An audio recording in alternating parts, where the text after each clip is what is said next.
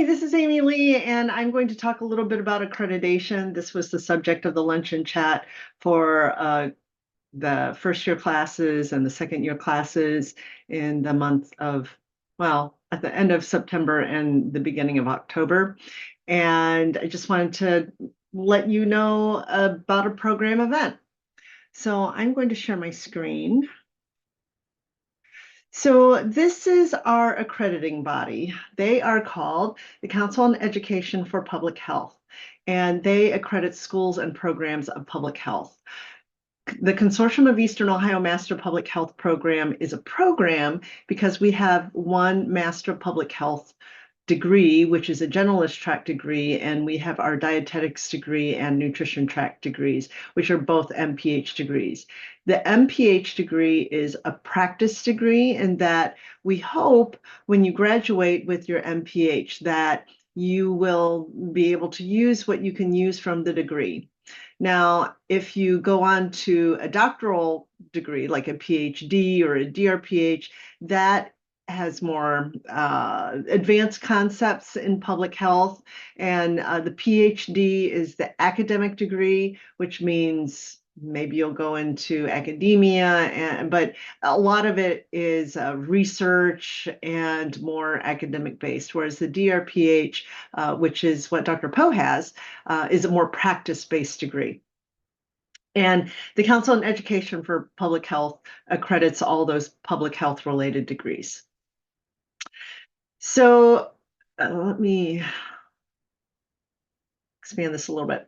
So these are all the criteria that the Council on Education for Public Health, or CEOMPH, judges programs and schools by. Now, there's a lot of criteria, but not all of them necessarily apply to all schools and programs. For example, we do not have a DRPH.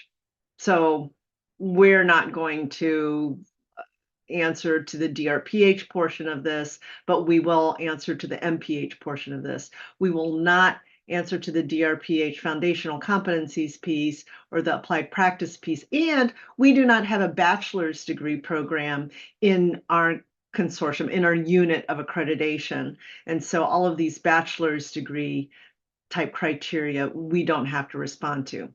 However, we respond to everything else. So we will respond to the organization and these A criteria based on the organization of the degree, and then also the evaluation of the degree, for example, the guiding statements or our mission, vision, values, and goals, and how we evaluate the kind of measures that we look at.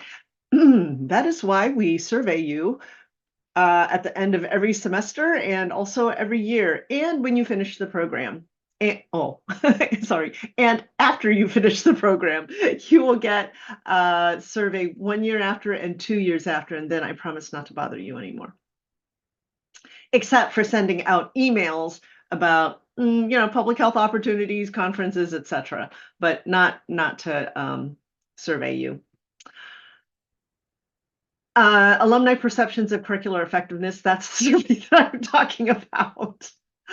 And then the C criteria are based on resources, and then D is a big topic area, and that's all on curriculum.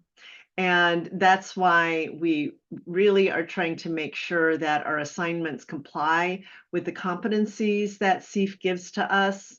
And every year, I don't know, I'm constantly tweaking things in my course just to hopefully make it a little easier for you to understand the concepts so that you can apply them. And we also look at the other syllabi as well and try to help the other course directors, through our committee work, try to make sure that their competencies are also compliant with the criteria and with these competencies. Okay, so the applied practice experiences and the integrative learning experience, Those may not sound like terms that we use because we don't use them in the program. We pretty much put them all into something called capstone experience. In the capstone experience, this is a culminating experience where you apply some of these competencies to an actual practice setting, i.e., we connect you with an agency or you find your own agency. We help each other out here. And then you work with your team, which is composed of your faculty and your community organization preceptor, and you produce materials that are useful to the agency, at least two. And then for the integrative learning experience, we want to make sure that you're able to integrate certain competencies, and we have prescribed some competencies that we want you to integrate, and then you're free to choose any of your own. And we help you look at those kind of competencies that you want to integrate. But we do tell you certain competencies that every capstone project needs to comply with. And the final product for that is an academic paper. And we have your outline. Dr. Rachel Pulley-Krause gives you extensive guidance on using this academic paper outline, and she will help guide you as you write this paper. So make sure you make the meetings with her because she's really patient and she will really help you write a good product. Okay, and then E is mostly about faculty, what we do as far as research and service, and also our qualifications to be able to teach you. And then F is about involvement in the community and professional development in the workforce, so it's more community oriented. G is diversity and cultural competence, and then H are more of the student focus, like academic advising, career advising. That's why we ask you these questions in the surveys, just to make sure to keep us accountable to you. And complaint procedures, recruitment and admissions, and publication of educational offerings. And so, for example, we bake in some career advising into capstone project. We have you go over, you have to submit your resume or your CV, and then we go over, what do you want in life? Do you want to go on to further education, get a doctoral degree, or do you want to get a job? And so we try to tailor our advice on how you might want to make changes to your CV or your resume accordingly. And then, of course, we always say, at any time you can give us your resume or CV or a cover letter. We'd be happy to review it inside the program and even after you graduate. I've even done mock interviews with some students after they graduated. And so just feel free to ask us to do that. We're happy to do that because we always want to try to get you to, do what you want to do after you graduate and enter the work world or further your career in your current work world. So those are the criteria. So how can you participate in this effort? Now, we are undergoing an accreditation review, and it is, mark this on your calendars, March 20th and 21st. So that's a Thursday and Friday, but the day that you might be needed, because I'm going to put out a call for students who are available to meet with site visitors via Zoom. I will be putting that out probably early spring semester just to see who might be able to meet with them. And this is kind of a draft agenda that we're going to see. We haven't filled it out yet. And I will release this probably, again, early spring.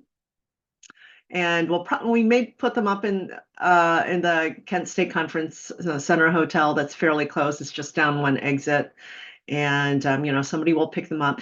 The site visitors actually arrive on March 19th, on the Wednesday before. And what they do is they meet in the evening, and they've actually already had a pre-meeting where they've met each other and they've gone over the criteria once to see maybe what some areas they especially want to ask questions.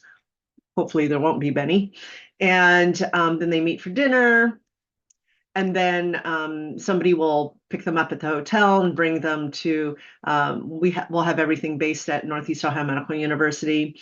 They will meet with certain people in person. So the folks that will have them meet in person, hopefully for the most part, will be the program coordinators and governing council members for this first section, the program evaluation section.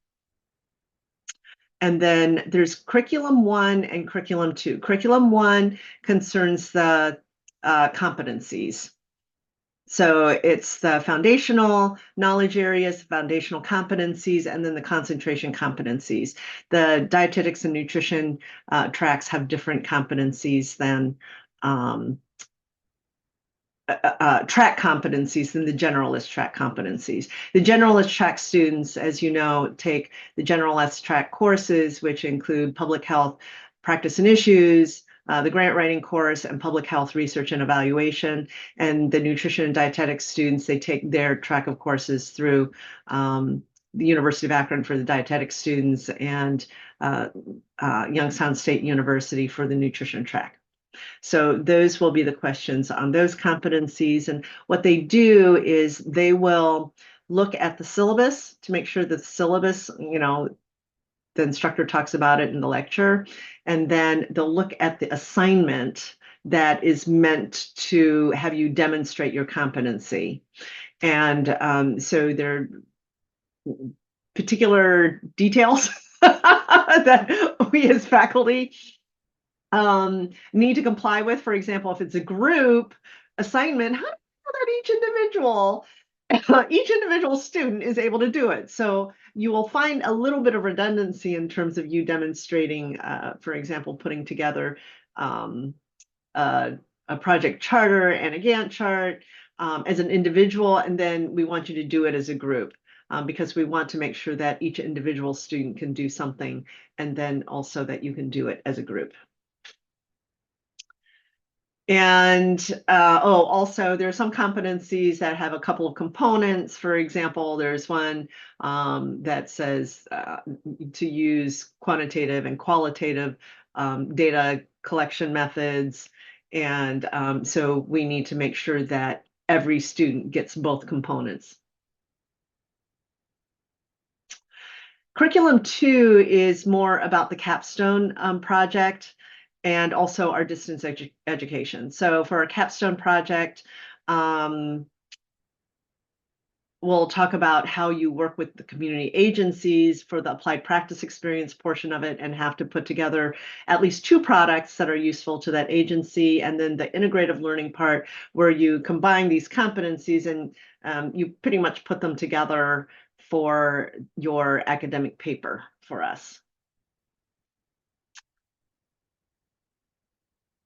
And then there's another part with instructional faculty where we talk about scholarship, service to the community, getting grants, professional development of the community, academic and career advising, complaint procedures, etc. And so this is another time that they'll meet with faculty, and all of this up until now will be in person. So I'll discuss with the site visitors whether they want to all meet with you in the meeting room that they are going to be in at Northeast Ohio Medical University, or if they want to be taken back to the hotel where they'll connect with you. And so we'll be asking students, and we'll want to make sure that we have students from the generalist track, the University of Akron dietetics students, and also the YSU nutrition track students, and just make sure that all of these tracks are represented so that they can ask you about, how are you engaged? For example, there are some student reps in committees, including the curriculum committee. Are there enough resources for you? Are there opportunities for you to participate in research and service? For example, do we offer opportunities for you to participate in our intra-partner research programs? For example, that Lake County Transportation Project and the Public Health Champions Project and all these kinds of projects. And also, I know some of the faculty have had grants that you can participate in as well. How is the career in academic advising? What is the climate, the cultural climate of the program? And do you know what to do if you have a complaint? And then after they meet with you, they will also meet via Zoom with community partners, and I will be calling on alumni and also some of your community preceptors and also people. I have an Office of Public Health Practice committee, and they're a lot of the health commissioners from the community, and they will be asking about the program from that standpoint. So that's the end of day one. So if you would like to participate, it would be wonderful if you were able to participate. If you could participate, it would be on the Thursday, March 20th, and it would be around 3 o'clock. All of these are still negotiable, but most likely it'll be around 3 o'clock over Zoom. So wherever you are, East Coast, West Coast, wherever you are, it would be 3 p.m. Eastern Standard Time. And then the next day, they meet with university presidents and/or provosts, and that will be in the morning. And I've already made sure that some of them, we are on the calendar for that time. And hopefully we'll be able to get leadership from all of the universities. And then the site visitors, they finish writing up the report, and then there is an exit briefing. And we'll invite anybody who wants to be there to the exit briefing. It'll be at 1 o'clock, and people will be able to, I think they'll be able to Zoom in, and you'll be able to hear the site visitors, their preliminary draft report. This is based on the site visitors.